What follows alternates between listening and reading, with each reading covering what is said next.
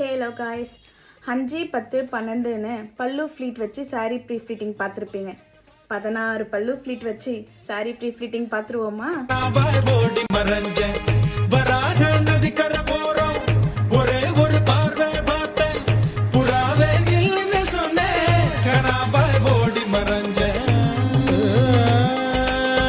கண்ணில் வரும் காட்சியெல்லாம் கண்மணிய உறுத்தும், காணாத உருவம் கண்ணுக்குள்ளே நிற்கும். கண்ணில் வரும் காட்சியெல்லாம் கண்மணிய உரு